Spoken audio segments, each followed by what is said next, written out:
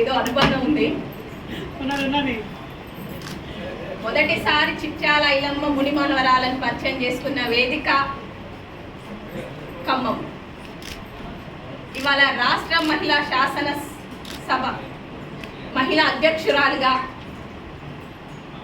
ఇవాళ పరిచయం చేసుకుంటున్నా. ఇది నా 4వ మీటింగ్ సభా వేదిక ఖమ్మం. ఇక్కడికి రావడం నాకు చాలా గర్వంగా ఉంది. మొదలు ఎందుకంటే అసలు భద్రునాయక్ అన్న వాళ్ళు నాకు ఎవరో కూడా తెలియదు. వాళ్లకు నాకు ఏ పాత పరిచయం లేదు, అనుబంధం అంతకంటే లేదు. దొడ్డి కమరయ్య సినిమా షూటింగ్లో పరిచయం అయ్యారు. ఒక సందర్భంలో అక్క నీతో ఒక ప్రోగ్రాం పెడతాం మేము ఇక్కడ ఖమ్మంలో, మేమున్నాం అక్క నీకు వెన్నుగా అండగా ఉంటాం ఎప్పుడు అని నన్ను ఎంతో ప్రోత్సహించి ఖమ్మం గడ్డ మీదకి తీసుకొచ్చిండ్రు. అంటే అది కేవలం భద్రునాయక్ అన్న వాళ్ళ టీం అని సగర్వంగా చెప్పుకుంటారు.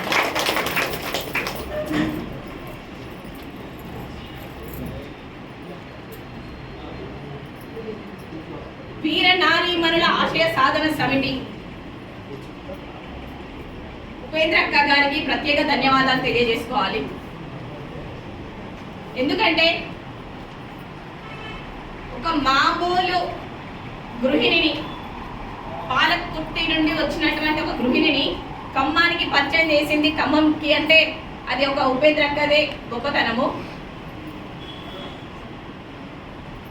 ఆనాడు ఐలమ్మ ఎంతో పోరాటం చేసింది, తెలంగాణ సాయుధ పోరాటం.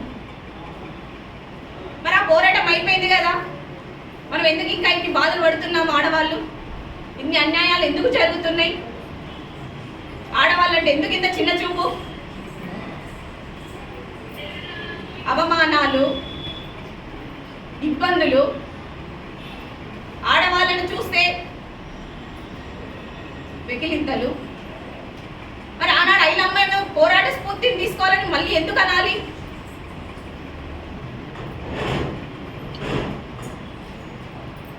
అంటే ఇంకా అన్యాయాలు జరుగుతూనే ఉన్నాయంటే మనం చేయాల్సిన పోరాటం ముందు ముందు చాలా ఉన్నది.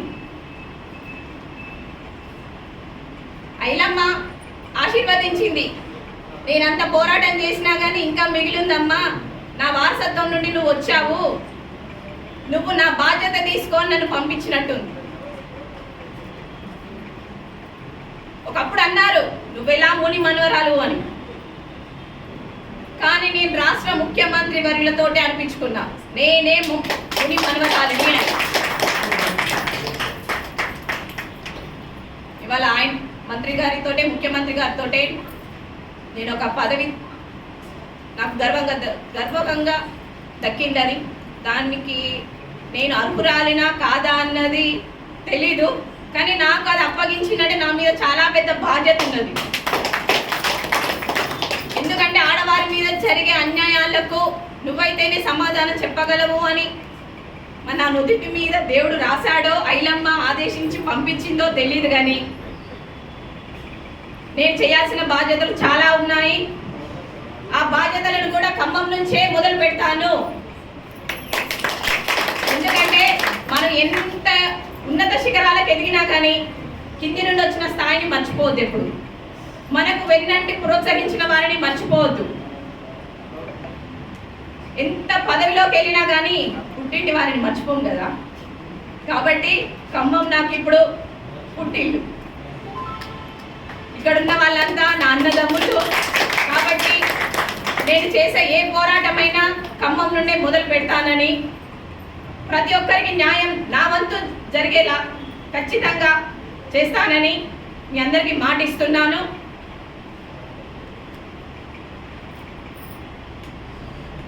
చాకలి చిట్యాల ఐలమ్మ అంటే చాకలి పేరు చెప్పొద్దు అని చాలా మంది అన్నలు అంటున్నారు, తప్పుగా అనుకోకండి.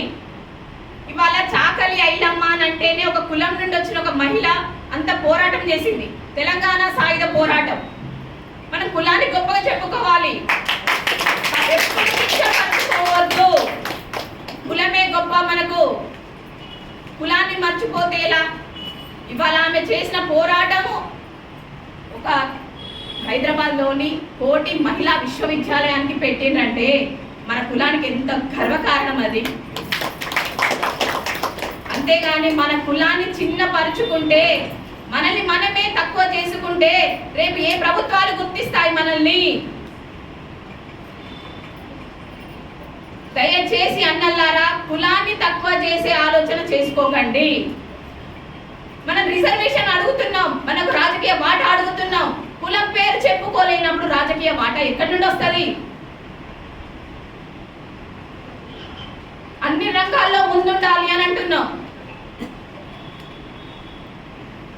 ఆర్థికంగా, సాంస్కృతికంగా, విద్య, అన్ని రకాల్లో మనం ముందుండాలి అంటే కులం పేరు చెప్పుకుందాం సగర్వంగా. చాకలి ఐలమ్మ వారసులం అని చెప్పుకుందాం అందరం. అలా చెప్పుకుంటేనే మనకు ఒక గౌరవం. ఆ గౌరవం రవీంద్ర భారతిలో మొన్న ఐలమ్మ 39వ వర్ధంతిలోనే ప్రతి ఒక్కరికి దక్కింది. కేవలం ఐలమ్మ కుటుంబానికి మాత్రమే కాదు, ప్రతి ఒక్కరికి. గమనించండి, ఒక అమ్మ పేరుతో విశ్వవిద్యాలయానికి పెట్టడం అంటే ఎంతటి గొప్పది అది. రేపు ట్యాంక్ బండి మీద అమ్మ విగ్రహం పెడతారు. అది చూసినప్పుడు మనకి ఎంత గర్వకారణం అనిపిస్తుంది. ఇప్పుడైనా భారతదేశ చరిత్రలో ఐలమ్మ పేరు చిరస్థాయిగా నిలబడిపోతుంది. కాబట్టి ఇందులో మన బాధ్యత చాలా ఉన్నది. మనం అందరం కూడా ఐలమ్మ వారసులం కాబట్టి మనందరికీ హక్కు ఉన్నది. అన్యాయాలు, అక్రమాలు ఏ ఆడవాళ్ళ మీద జరిగినా కూడా అది చేసే విధంగా ఉండాలి మనం. కాబట్టి దయచేసి చెబుతున్నా, కులాన్ని కించపరచుకోకుండా ముందుకు వెళదాము. ఐలమ్మకు వారసులం మేమందరం అని రాష్ట్రానికే కాదు, ఇప్పుడు దేశమంతటా చెప్పుకునే స్థాయికి ఎదిగినాం మనం. ఆ గౌరవాన్ని ఎప్పటికీ ఇలాగే నిలుపుకుందాము. తప్పుగా ఏమైనా మాట్లాడితే క్షమించండి. ఎందుకంటే ఇంత గొప్ప అవకాశం రావడం మన కులానికి అని అంటే అది గర్వకారణమే. అమ్మ మన కులంలో పుట్టింది కాబట్టి. ఐలమ్మకు వారసులు 5 కొడుకులే అని అంటారు, కానీ 30-40 లక్షల మంది ఉన్నారు వాళ్ళ వారసులు. అందులో మనం ఎక్కడో ఉన్నాము, అయినా కూడా మనకు గర్వకారణం అది. రేపు మన పిల్లల విశ్వవిద్యాలయంలో చదువుతారు, గొప్పగా చెప్పుకోమా. కాబట్టి నాకు రాష్ట్ర ప్రభుత్వం మహిళా కమిషన్ సభ్యురాలుగా అవకాశం కల్పించింది. నా బాధ్యతను నేను సక్రమంగా నిర్వహిస్తాను. ఇందులో ఎవరికి కూడా స్వార్థంగా పనిచేయను. ఎందుకనంటే ఐలమ్మ స్వార్థం చూసుకుంటే ఇవాళ ఇంత పెద్ద గొప్ప పేరే వచ్చేది కాదు మన తెలంగాణ రాష్ట్రానికి. ఐలమ్మ ఒక తెలంగాణకే పరిమితం కాలేదు. చైనా, జపాన్, రష్యా అక్కడ ఒక గ్రంథాలయాలకు ఐలమ్మ పేరే పెట్టుకున్నారు. ఇలా సెంట్రల్ గవర్నమెంట్ ఐలమ్మ పేరు మీద పోస్టర్ రిలీజ్ చేసింది. అది కూడా మా పాలకుర్తిలోనే. ఇవాళ పాలకుర్తిలో మన తెలంగాణ ప్రభుత్వం అది ఎకరం ఇస్తారా 2 ఎకరాలు ఇస్తారా తెలీదు, ఒక స్మారక భవనాన్ని ఏర్పాటు చేస్తున్నారు. అంటే ఐలమ్మ పేరు అంచెలంచెలుగా ఎదిగిపోతున్నది. అంటే మనం ఎక్కడో ఉండిపోయినాం. కాబట్టి ఆ పేరును మనం అలాగే నిలుపుకుందాము, కలిసికట్టుగా ఉందాము. ఎక్కడ అన్యాయాలు జరిగినా కూడా ఒకరికి ఒకరం చేయుతగా ఉందాము. నీకే జరిగింది నాకేం అవసరం అని అనుకునే స్థాయికి దిగజారకండి. దయచేసి చెప్తున్నా. అందులో ఇవాళ మన అక్కో చెల్లో కాదు, రేపు ఎవరైనా ఉన్నా కానీ మన వాళ్ళు అనుకొని ముందుకెళ్దాము. ఎందుకంటే ఒక ఆడపిల్ల బయటికి వచ్చిందంటే ఎన్నో అన్యాయాలు జరుగుతున్నాయి, ఎన్నో మాటలు పడుతున్నారు. నేను బయటికి వెళ్ళి 7-8 నెలలైనా ఎన్నో అనుభవించి ఈ స్థాయికి వచ్చాను అని అంటే శ్రీశ్రీ గారు ఒక మాట అన్నారు, నీ గమ్యాన్ని చేరాలంటే పరిగెత్తు లేదా నడువు, అది చదవకపోతే పాకుతుంటూ పో, కానీ అనుకున్న గమ్యాన్ని మాత్రం ఎక్కడా వదలకు అని చెప్పిండు. ఐలమ్మ వదిలిపెట్టిందా? కొడుకులను కోల్పోయింది, బిడ్డను కోల్పోయింది. అయినా కానీ బడుగు బలహీన వర్గాల వారి కోసం పోరాటం చేసింది. చిరస్థాయిలో ఒక వీర నారిగా వెలుగొంది. కాబట్టి ప్రతి ఒక్కరికి చెప్తున్నా, చాకలి కులం అనేదే కాదు, మనం అందరం ఒకటే కులం, మనం అందరం అన్న చెల్లెళ్ళం, ఒకటే కుటుంబం. మనం ఇందులో ఐలమ్మను ఒక కులానికి మాత్రమే పరిమితం కాకుండా మనందరం ఒకే కుటుంబం లెక్క మెదులుదాము. ఆమె యొక్క ఆశయాలను, స్ఫూర్తిని నలుగురికిలో తీసుకుపోవాలి, నలుగురికి పంచిపెట్టాలి. ఆమె చరిత్రను ప్రతి ఒక్కరూ తెలుసుకోవాలి, చదవాలి, ఆమె అడుగుజాడల్లో నడవాలి. అప్పుడే అసలైన ఆమెకు మనం ఇచ్చే గౌరవం అది ఇప్పుడు రాష్ట్ర ప్రభుత్వం ఇచ్చింది, ఇంకా ఇవ్వాలి.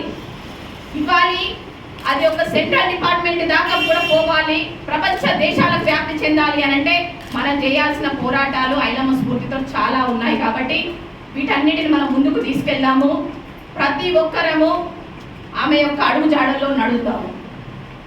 ఇక్కడికి వచ్చినటువంటి పెద్దలందరికీ, print media, social media, electronic media వాళ్ళందరికీ ప్రత్యేక ధన్యవాదాలు. ముఖ్యంగా నన్ను ఇక్కడ ఆహ్వానించినటువంటి భద్రనాయక్ అన్న టీం వారికి ప్రతి ఒక్కరికి పేరు పేరున ధన్యవాదాలు తెలియజేసుకుంటున్నాను. చాలా థ్యాంక్స్.